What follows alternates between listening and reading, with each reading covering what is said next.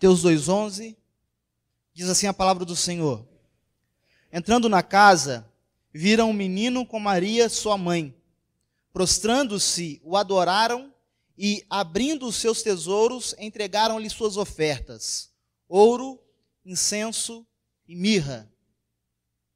Vamos orar? Bondoso Deus, nessa manhã nós te louvamos pela tua palavra, que por si só já fala aos nossos corações. Mas nós queremos, ó Deus, ser ainda mais alimentados e que, para isso, o Senhor possa usar a minha vida. Apesar de mim, ó Deus, que o Senhor possa falar aos nossos corações nessa manhã tão especial, acerca de um tema tão relevante para as nossas vidas. Assim oramos a Ti, Pai, em nome de Jesus. Amém.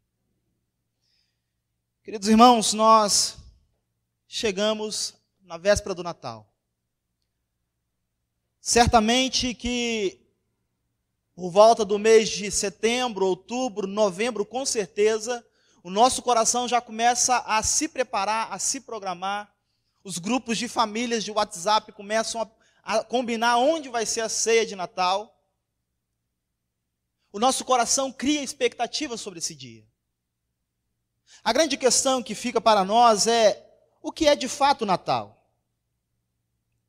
O texto que nós lemos, um texto escrito pelo discípulo Mateus, também chamado de Levi, um publicano, ele é um texto que nos explica e nos fala acerca do Natal e mais, acerca da pessoa de Cristo.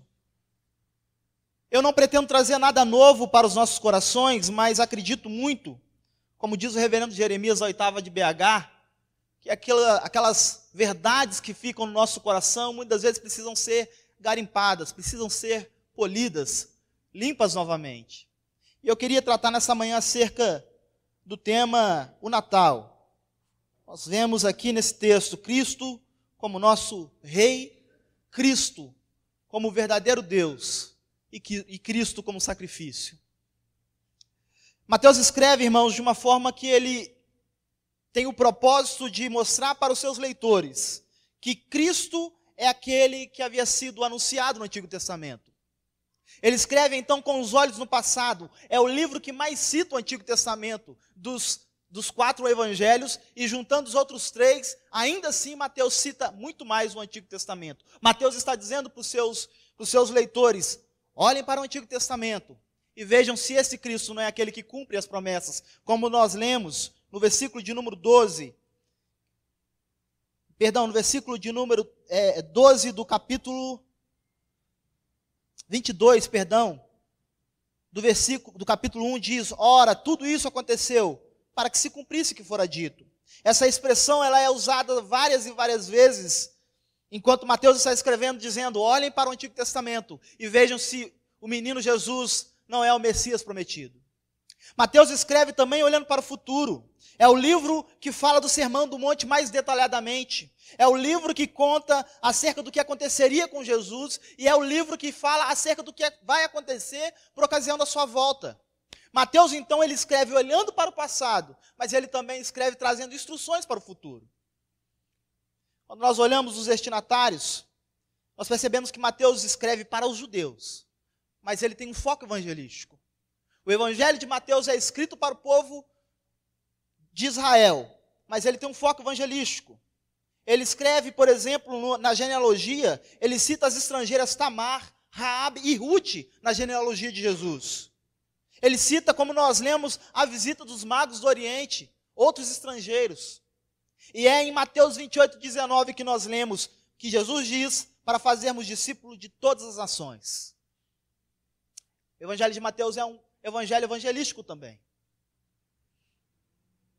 O propósito de Mateus, então, como eu disse, irmãos, é mostrar que Jesus, ele é o Messias prometido no Antigo Testamento. Para que o povo tivesse a certeza de que Jesus cumpria aquilo que o Antigo Testamento falava acerca do Messias. Esse é o propósito de Mateus. Nós precisamos muito rapidamente entender quem são então quem são as figuras dos magos aqui. E eu queria que os irmãos acompanhassem comigo uma definição muito boa do teólogo William Hendrickson. Ele diz assim: os magos não eram de forma alguma charlatões, geralmente criam em um só Deus, no dever do homem de praticar o bem e evitar o mal, na necessidade da oração e na nobreza do trabalho, especialmente da agricultura. Então, esses magos, meus irmãos, não eram charlatões, não eram mágicos enganadores, mas eram homens envolvidos com a vida e envolvidos com a astrologia e que procuravam entender qual o significado dos astros na vida dos homens. Mas eram homens piedosos, eram homens que pregavam o bem, que pregavam a prática do bem. Algumas coisas que precisam ser tiradas do nosso coração são as inferências infundadas de que foram reis, de que foram três, de que seus nomes poderiam ter sido Melquior, Baltazar e Gaspar. O texto bíblico não nos dá essa informação. Tudo que sabemos é que esses homens eram homens envolvidos com a vida, envolvidos com a ética de seu tempo nas regiões do Oriente. Eles possivelmente tiveram contato com os exilados de Israel. Quando a Babilônia e a Síria fizeram cativos o povo de Israel, eles possivelmente ouviram alguma mensagem acerca do Messias, porque eles identificam numa estrela que Jesus nasce. Note comigo no versículo de número 2, eles dizem, do capítulo 2, versículo de número 2, eles dizem que um menino nasceu, e que esse menino, eles tinham certeza, era o rei dos judeus. Eles não perguntam, eles afirmam. Onde está o recém-nascido que é o rei dos judeus? E ainda no capítulo 2 eles dizem qual é o propósito deles dessa viagem. Eles dizem, nós viemos adorá-lo. Mateus está construindo o seu argumento dizendo, Cristo é o Messias do Antigo Testamento. Então, irmãos, nós entramos no texto. Capítulo 2, versículo 11, como nós lemos. Orígenes, um dos pais da igreja, diz que nesse texto, os magos estavam ofertando ouro ao rei, incenso ao Deus e mirra ao cordeiro, ao sacrifício. E eu queria seguir essa linha de interpretação e expor com os irmãos essas três questões. Natal é o reconhecimento de que Cristo é rei. Natal é o reconhecimento de que Cristo é Deus. E Natal é o reconhecimento de que Cristo é o Cordeiro de Deus. Ouro ao rei. O versículo de número 11 diz que os magos trouxeram ouro ao rei. Nós precisamos entender que uma vez que ele está escrevendo para o povo do Antigo Testamento, ele tem a noção de que o povo sabia e conseguia associar o uso do ouro com a realeza. E, além disso, nós podemos perceber que Mateus, nos 4 primeiros versículos, embora todos os comentaristas sejam unânimes em dizer que o Evangelho de Mateus é escrito para demonstrar que Cristo é o profeta de Deus, mas nos 4 primeiros capítulos ele demonstra que Cristo, ele é o Messias prometido, como eu falei. No capítulo 1, ele faz uma jogada passando Jesus pela linhagem de José, embora ele não fosse filho na carne de José, para mostrar que Jesus era um descendente legal do trono. Ele mostra que Jesus era descendente de Roboão, e assim alguém que tinha direito ao trono. No capítulo de número 2, como nós lemos, ele demonstra que Cristo é aquele que cumpriu as profecias do Antigo Testamento, em Miqueias 5:2, quando diz que ele nasceu em Belém, da Judéia. No capítulo de número 3, Cristo é demonstrado como aquele que o seu caminho é preparado por João Batista. E no capítulo de número 4, na narração da tentação de Jesus, é demonstrado que Cristo é o Cordeiro. Ele se qualifica como o Cordeiro perfeito de Deus. Portanto, meus irmãos, Mateus tem a nítida noção, a correta noção de que os seus leitores, ao pegar esse texto, saberiam reconhecer que Cristo era rei, que Cristo é Deus e que Cristo foi o sacrifício por nossos pecados. Ainda falando sobre essa associação do ouro para a realeza, do ouro ao rei, o mesmo William Hendrickson diz o seguinte: é notável que frequentemente na Escritura, esse precioso metal é deveras associado com a realeza. José, o vice-rei, usava uma corrente de ouro no pescoço. Daniel, interpretando a visão de Nabucodonosor, viu o rei como o primeiro e maior, numa lista de reis terrenos, representado por uma cabeça de ouro, em Daniel 2, 32 e 38. No Salmo 21, Davi se viu honrado por Deus, tendo na cabeça uma coroa de ouro fino. A igreja de Cristo, chamada de sua noiva, é descrita no Salmo 45, versículo 9, como uma rainha adornada com ouro finíssimo de Ofir. Além das outras várias referências, ainda pode-se acrescentar que o rei Salomão não só tinha vasos de ouro para beber e um trono de marfim coberto de ouro, mas se achava rodeado de ouro. Isso está registrado em 1 Reis 10. Irmãos, certamente Mateus tinha noção que o povo entendia que o ouro era para o menino rei. Mateus está dizendo que Jesus é rei, e ele é rei por direito, e ele é rei porque Deus o colocou sobre todas as coisas. Nós podemos perceber os aspectos desse reino. Mateus explica que Jesus é um reino superior a Davi. Jesus é um rei, superior a Davi. Porque as ofertas dos magos, elas também vão representar outros aspectos da divindade de Cristo.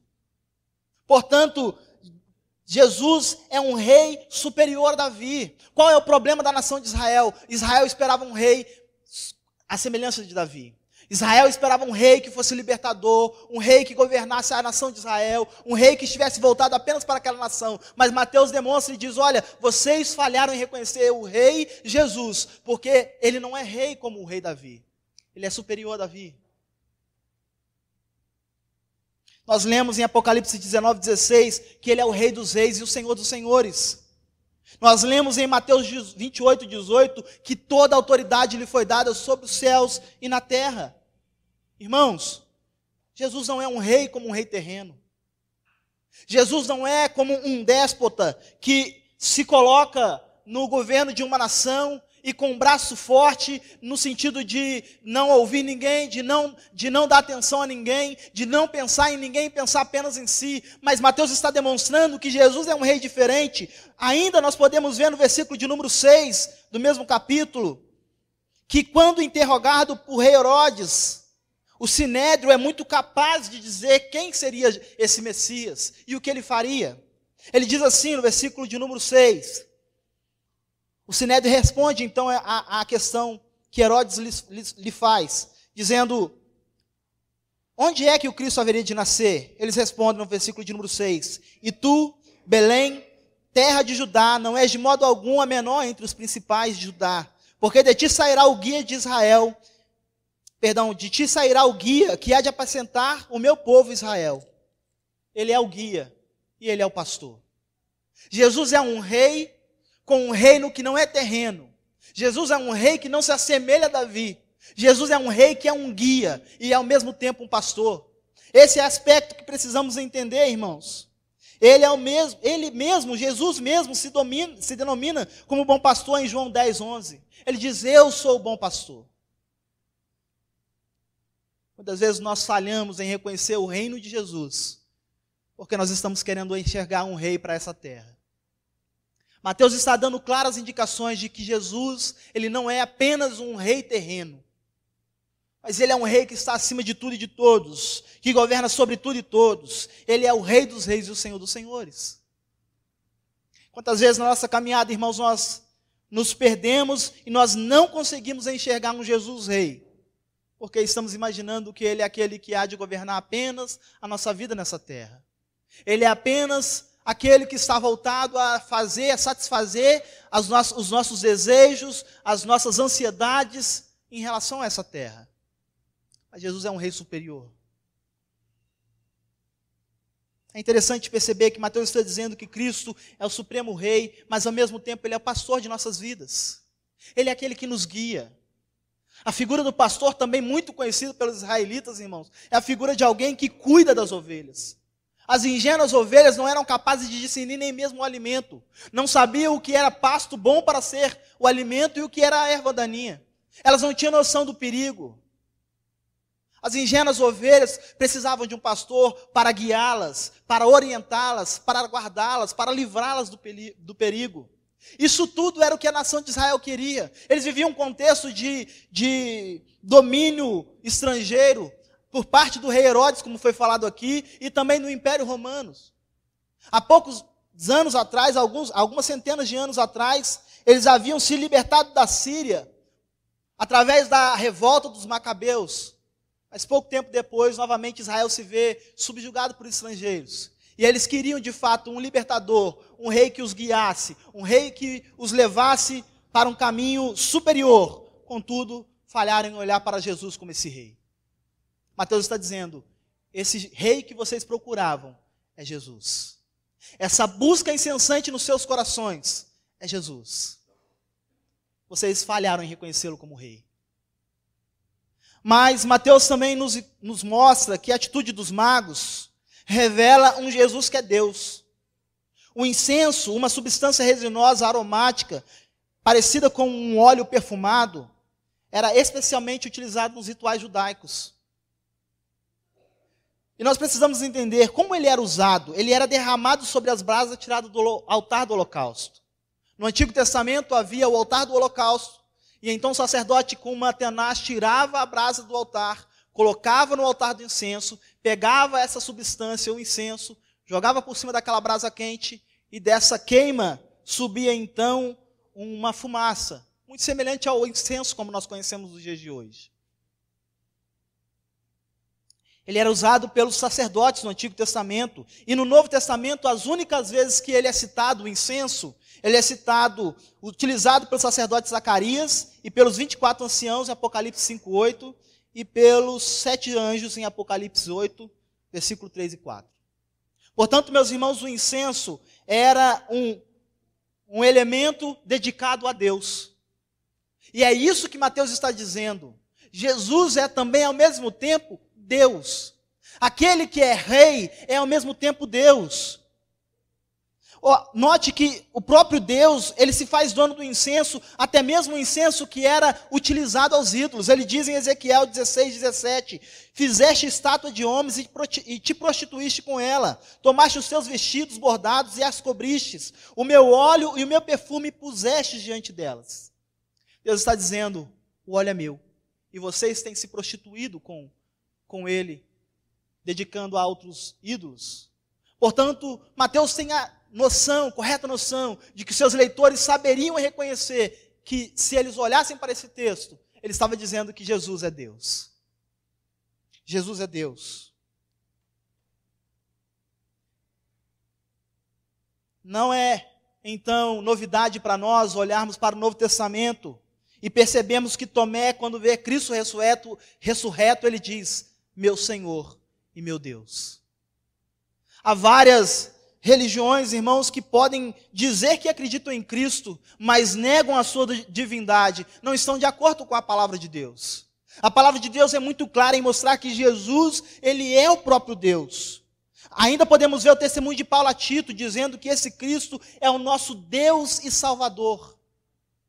E Paulo escreve também aos Romanos, capítulo de número 9, versículo 5, dizendo que Cristo é sobre todos Deus bendito.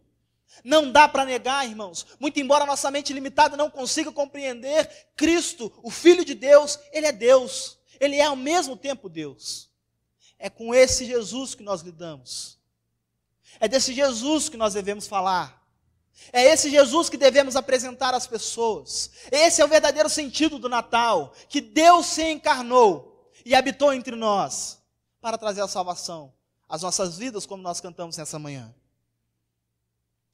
O próprio João, apóstolo João, ele dá testemunho de Jesus também dizendo que no princípio Cristo era o verbo, e o verbo estava com Deus, e o verbo era o próprio Deus. João 1.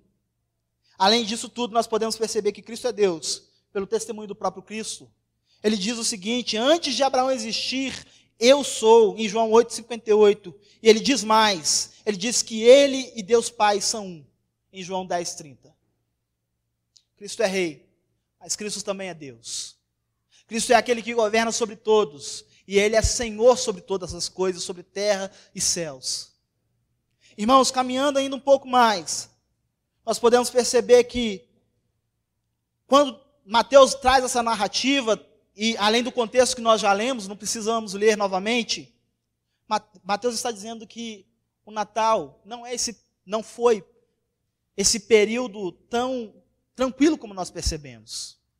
Em conformidade com uma boa exposição sobre o tema Natal em meio ao caos, do pastor Eduardo, da 4ª Igreja Presbiteriana de Juiz de Fora, em que ele diz que o Natal não foi um momento de tanta facilidade como nós pensamos, como nós tanto queremos para os dias de Natal.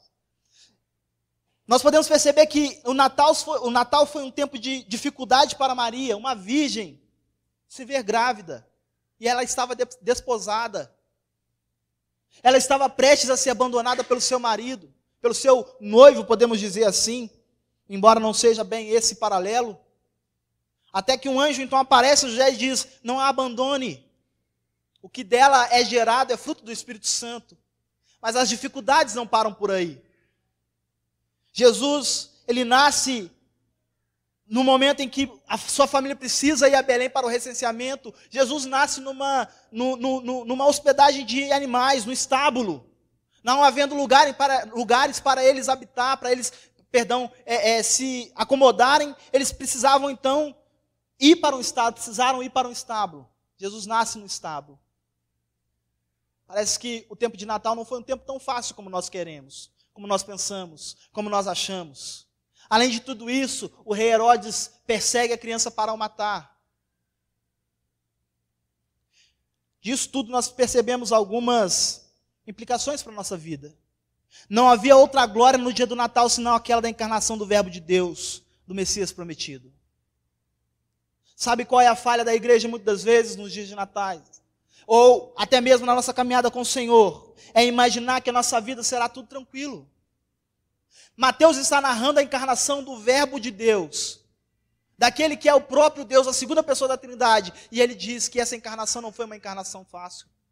Isso, irmãos, porque desde os dias de Herodes até os nossos dias, os homens dizem que querem adorá-lo, como Herodes disse aos magos: ide, procure ver onde esse Jesus está, porque eu quero ir adorá-lo, mas isso é uma mentira.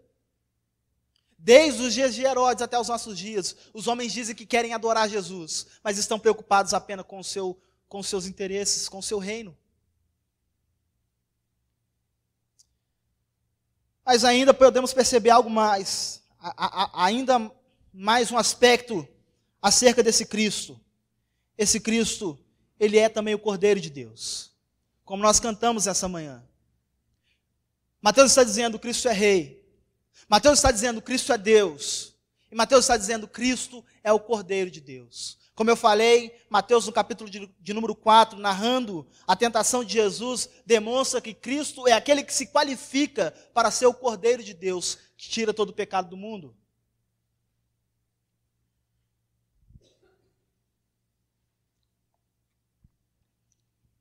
João Batista então afirma isso em João 1:29. Eis o Cordeiro de Deus que tira o pecado do mundo. É interessante observarmos, irmãos, que essa palavra, no grego, ela é exatamente o mesmo substantivo próprio usado para uma das 7 igrejas em Apocalipse. Esmirna. Mirra, na verdade, no grego é Esmirna. E é interessante observar que é a essa igreja de Esmirna, que Jesus não tem nada contra ela, ele diz, essas coisas diz aquele que esteve morto e tornou a viver. E um pouco mais adiante ele aconselha, ele recomenda e diz: ser fiel até a morte. Portanto, meus irmãos, há um paralelo muito claro entre a mirra e a morte. Este era um elemento utilizado para embalsamar os mortos. E é exatamente o mesmo elemento que Nicodemos usa quando ele retira Jesus da cruz para o sepultar. Cristo é o Cordeiro de Deus. E nós precisamos ter isso no nosso coração. Essa é, de fato, uma mensagem que escandaliza as pessoas. Aquele que é rei é Deus e é o sacrifício. Sim, é verdade. Paulo diz que a mensagem do Cristo crucificado é escândalo aos judeus e loucura para os gentios. Os judeus não podiam associar Deus com crucificação. Os judeus não podiam aceitar que um Deus seria humilhado numa cruz. E os gentios não podiam aceitar que aquele que era rei sobre todas as coisas seria crucificado em uma cruz. Por isso Paulo diz, a mensagem de Cristo crucificado é escândalo aos judeus e loucura aos gentios. Mas em nenhuma outra religião, irmãos, nós vemos uma verdade como essa. Aquele que é rei e é ao mesmo tempo Deus, é também um sacrifício em favor de homens desprezíveis. Cristo morreu em nosso lugar. Ele morreu para nos salvar. A sua vinda ao mundo não foi uma coincidência, não foi um acaso, não foi fruto de um acontecimento qualquer. Mas Paulo diz que, vindo a plenitude do tempo, Deus enviou o seu Filho, nascido de mulher, nascido sob a lei. Portanto, meus irmãos, o nascimento de Cristo é um acontecimento relevante para a história. E nós precisamos entender que essa é a verdadeira mensagem do Natal. Que Cristo é Rei, que Ele governa sobre todas as coisas e principalmente sobre as nossas vidas. Que Cristo é Deus, que Ele detém toda a autoridade em suas mãos, que nada foge ao seu controle e que ao mesmo tempo Cristo é o Cordeiro de Deus. Cristo é o sacrifício. Ele morreu por mim e por você. A pergunta que fica é por que no Natal, nos tempos de natais, nós não temos percebido essa mensagem. Estava assistindo pelo YouTube a mensagem do reverendo Eloy há alguns dias, que disse que nem mesmo se pode dizer mais Feliz Natal, um bom Natal, mas dizem-se boas festas. Porque as pessoas têm medo de ofender. Fala-se muito de Natal, mas não lembram-se daquele que de fato é o verdadeiro significado do Natal. Até mesmo a igreja fala muito de Natal, mas se esquece que Ele deve ser aquele que governa as nossas vidas, porque Ele é Rei. Se esquece que Ele é aquele que detém toda a autoridade nas suas mãos, podemos descansar nele, porque Ele é Deus. E se esquece que a nossa vida não faz sentido se nós não participarmos do seu sacrifício como Cordeiro de Deus. Nós precisamos pregar essa mensagem. Nós precisamos trazer essa mensagem nos nossos dias, gritando aos nossos vizinhos, aqueles que nós conhecemos: Cristo é Deus, Cristo é Rei e Cristo é o Cordeiro de Deus. Mateus então constrói o seu argumento para dizer que Cristo é aquele que havia sido prometido no Antigo Testamento. E ele então demonstra: olha, esse que vocês desprezaram é aquele que foi prometido no Antigo Testamento. Nós podemos tirar algumas aplicações disso para as nossas vidas. Cristo precisa ser aquele que governa as nossas vidas, meus irmãos. Cristo precisa ser aquele que dirige a nossa história. Cristo precisa ser aquele que primeiro é consultado das nossas decisões. Cristo precisa ser aquele que direciona o caminho que vamos andar, porque Ele é Rei, porque Ele reina, porque Ele é o guia, porque Ele é o bom pastor da sua igreja. Nós precisamos pregar esse evangelho nos nossos dias. Ainda mais, a palavra do Senhor diz que todo joelho se dobrará e toda a língua há de confessar que Cristo é o Senhor. Talvez você está aqui nessa manhã a convite de alguém. Talvez você está aqui nessa manhã e ainda não confessou Jesus como Senhor, como Deus, como aquele que é o Verbo de Deus. Esse é o tempo. Não há momento mais propício para isso, em perceber que Cristo é Deus e que diante dele, meus irmãos, quer sim, quer não, todo joelho vai se dobrar. Esse é o momento para nós confessarmos que Ele é o nosso Senhor e nosso Rei, nosso Deus. E por fim, aceite que Cristo, como Cordeiro de Deus, asperja sobre o seu coração sujo pelo pecado, seu sangue remissor. Irmãos, Natal, por mais que seja um tempo gostoso, e por mais que as pessoas estão aí celebrando o Natal, há uma realidade muito triste a ser confessada. Aqueles que ainda não reconheceram Cristo como Cordeiro de Deus, comemoram o nascimento do Filho de Deus, mas estão ao mesmo tempo se condenando à morte. Não há salvação em nenhum outro. Não há nenhum outro nome que importa que sejamos salvos, como Pedro diz em Atos. Cristo precisa ser de fato o Cordeiro de Deus. Não podemos caminhar com o Senhor aceitando que Ele seja apenas aquele que governa as nossas vidas. Não podemos caminhar com o Senhor aceitando que Ele seja apenas o Filho de Deus, o próprio Deus encarnado. Nós precisamos ter convicção no nosso coração de que o seu sangue foi aspergido sobre o nosso coração sujo pelo pecado. Talvez você está aqui nessa manhã precisando ouvir essa palavra. Não saia por essas portas sem essa convicção. Sem o sacrifício de Cristo não há remissão de pecados. Sem Cristo não há salvação. Não importa o quão bons sejamos, não importa quantos presentes damos, não importa quantas cestas distribuímos, não importa quantas marmitas entregamos. Cristo precisa ser, e Ele foi o sacrifício de Deus. Mas se nós não participarmos com Ele desse sacrifício, de nada vale a nossa vida. Nossa história não tem sentido. Quero orar com você nessa manhã. Conforme exposto, Cristo é Rei, Cristo é Deus e Cristo é o sacrifício de Deus. Será que, embora já sabemos essas verdades, elas têm sido verdades no nosso coração? Se não, esse é o tempo de você confessar Jesus como seu Senhor e Salvador. Esse também é o tempo de você reassumir um compromisso com o Senhor. Pai, nessa manhã nós te louvamos mais uma vez, gratos pela Tua palavra. A Tua palavra revela, Senhor Deus, quem de fato o Senhor é. Qual é o verdadeiro sentido do Natal. Ó Deus, a Tua palavra revela que toda a nossa correria não faz sentido se nós não conhecermos, ó Pai, o verdadeiro sentido do Natal.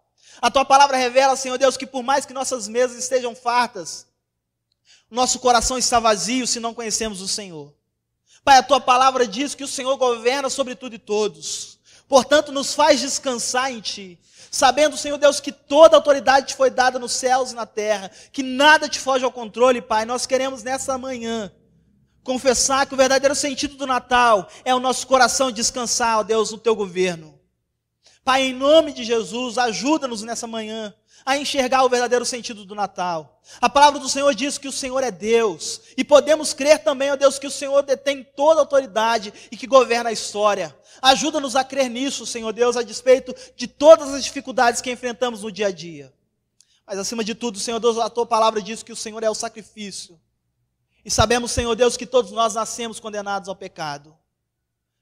Ah, Senhor, mas quando o Teu sangue é aspergido sobre o nosso coração, nós somos purificados. A palavra do Senhor diz que o Senhor nos vê, não mais como aqueles que são inimigos do Senhor, mas como reconciliados e mais. A palavra do Senhor diz que o Senhor nos faz herdeiros de Deus e co-herdeiros com Cristo.